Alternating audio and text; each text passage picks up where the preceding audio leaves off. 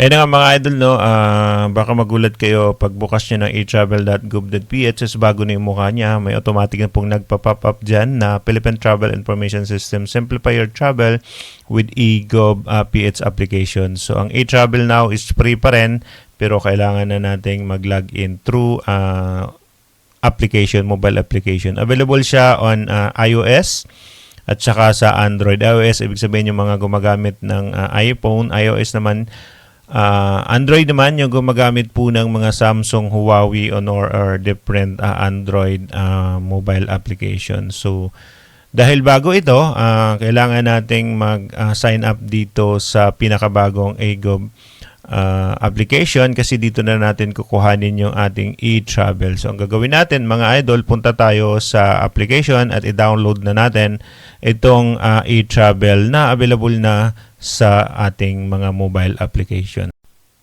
So yun na nga mga idol, dahil na-off yung ating mic, so dito tayo magre-record para sabihin sa inyo yung paano mag-download nitong eGov PH para sa eTravel natin.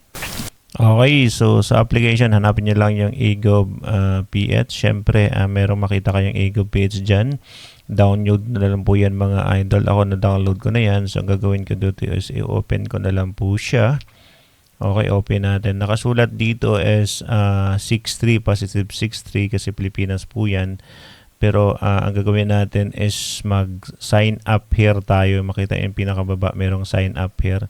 Kailangan nating mag-sign up dyan. Pero ang gamitin natin mga idol is email address. Kung ano yung email address na ginamit natin sa eTravel noon, yun pa rin gagamitin natin. So, syempre, maglagay tayo dito ng ating email address. Make sure na ang inyong email address is yung hindi nyo nakakalimutan at usually na-open nyo. Kasi pag hindi po, may ibibigay dyang mamaya na code. Syempre, pag hindi nyo po yun nabuksan, hindi nyo rin makukuha yung code. So, ilagay na natin yung ating email address dito mga idol para po makapag sign up na tayo dito sa pinakabago ng eTravel or dingin naman kaya yung eGov PH mga idol. So, lagay natin yung ating email ID. Siyempre, ilagay na rin natin yung ating merong code na binibigay sa inyo mga email address. 6-digit po siya. So, ang gagawin nyo yan, kuhanin nyo yan at ilagay nyo po rito sa na-request niyang one-time code sent through your email. Kaya, lagi kong sinasabi na ang email kailangan na bubuksan nyo po. So, pag once na nalagay nyo na ang inyong code na binigay po dito, pasok nyo dyan, 6-digit number po yan.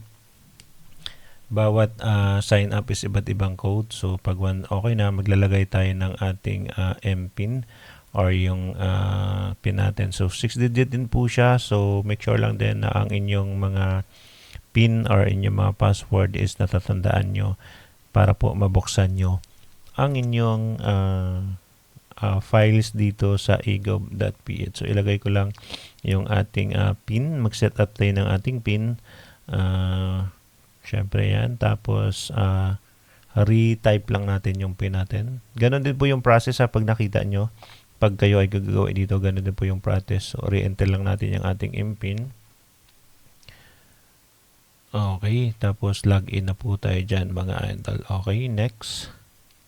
Congratulations, nandito na tayo sa loob ng eGov. Siyempre, meron na tayong file dyan, pero siyempre, kailangan natin ditong maglagay ng ating pictures at saka kailangan natin itong i-verify. Makita yun sa pinakababa, meron nakasulat dyan, verify your account, kasi kung sa taas, hindi pa naka-verify yung account. So, ang gagawin natin, click natin yung verify yung account para pa-verify tayo ng ating account at siyempre, mamaya, lagyan natin yan ng picture. Okay, so verify account na po tayo dito mga idol. Madali lang po siya. Same information lang din po yung ating kukuhanin sa ating personal information. Make sure na lahat ng ilalagay nyo dito mga idol is nakabase sa inyong mga passport kasi yan po yung inyong file na ma-access ng government based on your personal information at syempre sa inyong passport po yan. So identify verification na tayo. Ang una lang natin gagawin natin is yung personal identification natin mga idol. So lagay nyo lang, diretso lang po yan. Siyempre Pilipino, tapos yung iyong name, middle name, at saka yung ating apelyido. Tapos syempre yung ating birthday. Tuloy-tuloy lang natin yan mga idol. Okay. Apelyido, lagay natin. Siyempre, yung number, ang gamitin nating number is kung saang bansa tayo naroon. Siyempre, ilagay muna natin yung ating birthday. Kasi automatic naman dyan, makikita naman dyan kung nasaan ka. So, depende sa country kung nasaan kayo, yun yung ilagay yung number. So, lagay natin ang ating birthday. Mail, continuous, mobile number. Diretso lang. Siyempre, naka-hide yan lahat mga idol para hindi nyo makita. Personal information yan eh. Okay, then mag-next na tayo mga idol. Tsaran, siyempre yung address natin. Address natin yan sa, ang nilagay ko dito is sa Pilipinas. Current address yung nakasulat dyan, pero siyempre sa Pilipinas yung ilagay natin. Okay. Tapos lagyan lang natin dito ng street. Lahat po ng information. Pag may sinasabing optional, ibig sabihin pwedeng hindi, pwedeng wala or pwedeng meron. So pagka sinasabing kailangan nyo pong lagawin. Magka-error naman yan eh. So baguhin nyo na po. Nilagay ko sana dito NA, pero hindi pala pwede. So nilagyan natin dito ng information na kailangan nila mga idol. So pag once na okay na yan, mag-next na ulit tayo mga idol. So andyan na yung ating information. Ang after nito is yung selfie. No, live selfie natin. So kailangan gwapo tayo dito mga idol. So mag-selfie muna ako. Wait. O yan, enable lang natin yung camera natin sa ating mga mobile. Siyempre, may instruction naman dyan kung paano kayo kumuha ng selfie. O diba, pa-cute-cute. Pa-cute-cute sa camera lang tayo mga idol. One time nyo lang gagawin to kasi record nyo naman to. Automatic andito na yan sa AGOV. So kung aalis kayo, dito na rin kayo kukuha ng inyong e-travel. At again guys, 72 hours prior to departure, arrival po yan at saka departure. So make sure na meron kayong e-travel dito.